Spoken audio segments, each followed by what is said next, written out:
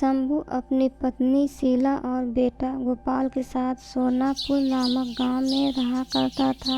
वह खेतों में मेहनत मजदूरी करके अपने परिवार का भरण पोषण किया करता था।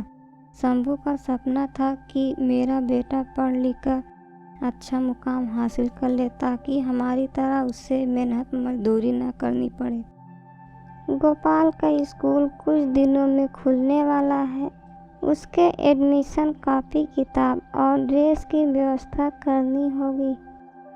ठीक है, तुम चिंता मत करो, मैं व्यवस्था कर दूंगा। मेरा दोस्त श्याम कह रहा था सेठ का नया घर बनने वाला है, वहाँ हमें कुछ दिनों का काम मिल जाएगा। गोपाल की पढ़ाई में अब ज़्यादा पैसा लगेगा और घर का भी खर्चा बढ़ गया है। मैं सोच रही थी मैं भी आपके साथ काम पर चलूं। दोनों लोग काम करेंगे ताकि गोपाल की आखिरी साल की पढ़ाई अच्छे से पूरी हो सके।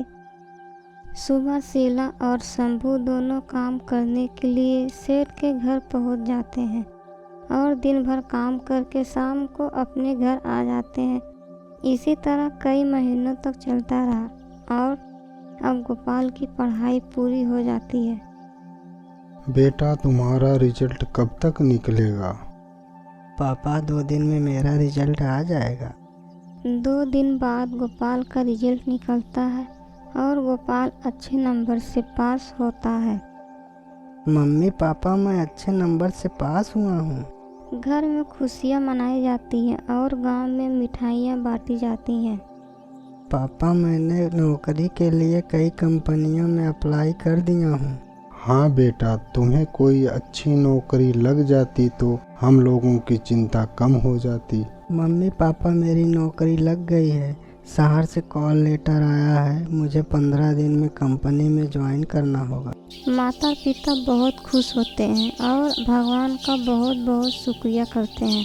आप लोगों ने बहुत मेहनत करके हमें इस लायक बनाया है। अब आप लोगों को मजदूरी करने की ज़रूरत नहीं है। मैं हर महीने आप लोगों को खर्चा भेजता रहूँगा। समय आने पर गोपाल शहर के लिए निकल जाता है और नौकरी ज्वाइन करता है। इस तरह उसे नौकरी करते हुए 1 साल बीत जाता है। फिर गोपाल कुछ दिनों की छुट्टी लेकर घर आता है। बेटा, अब तुम्हारी नौकरी लग गई है, तुम शादी कर लो। तुम्हारी शादी के लिए कई रिश्ते भी आए थे। मम्मी, मैं अभी शादी नहीं करूँगा। गोपाल अपने माता पिता के साथ छुट्टियां बिताता है। छुट्टी पूरी होने के बाद फिर शहर के लिए चल देता है। इस तरह से समय बीतता गया और गोपाल को एक लड़की से प्यार हो जाता है। बेटा, तुम्हारे शादी के लिए एक रिश्ता आया है।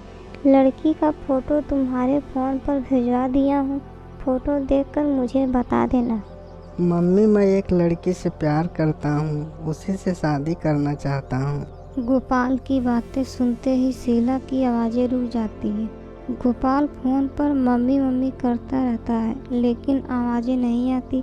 फिर फ़ोन कट जाता है। सारी बातें शीला शंभू से बताती है।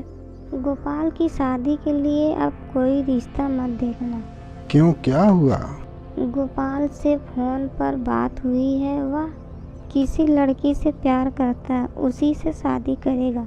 शीला शंभू आपस में बातें करते हैं। ठीक है, उसने अपनी पसंद की लड़की से शादी करेगा, जिंदगी उसी के साथ बितानी है।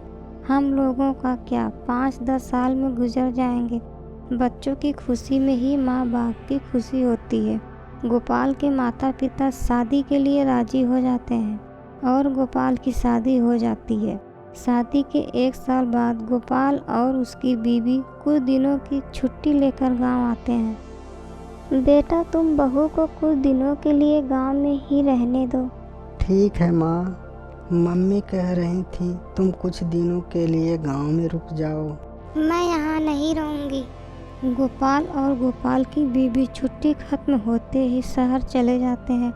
समय बीतता गया। गोपाल के घर एक पुत्र हो जाता है।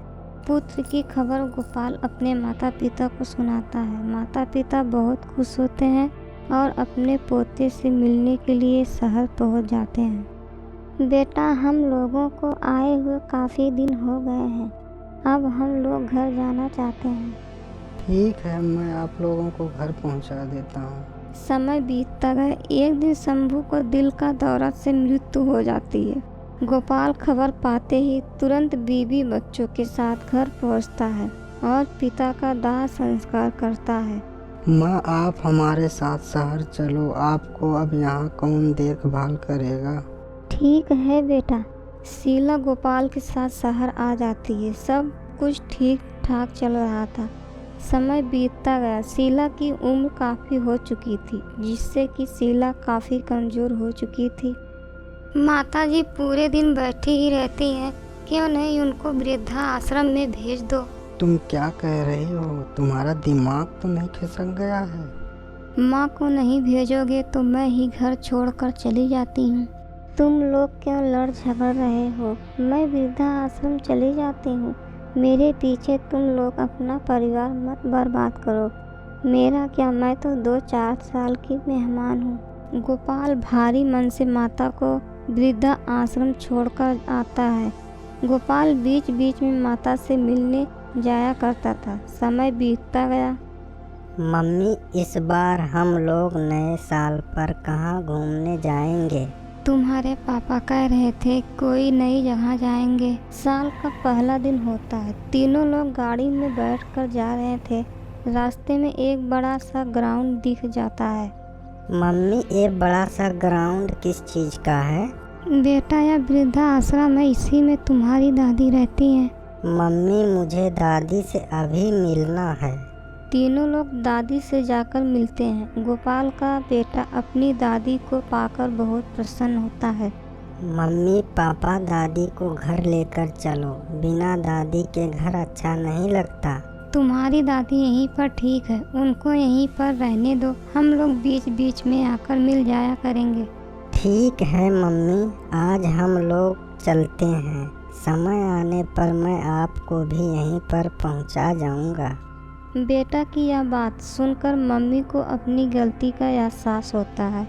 बहू जाकर अपनी माता का पैर पकड़कर रोने लगती है। माँ, मुझे क्षमा कर दो, मैंने बहुत बड़ी गलती की है। और माता को लेकर सभी लोग घर आ जाते हैं और घर पर ही सभी लोग नया साल खुशी खुशी मनाते हैं।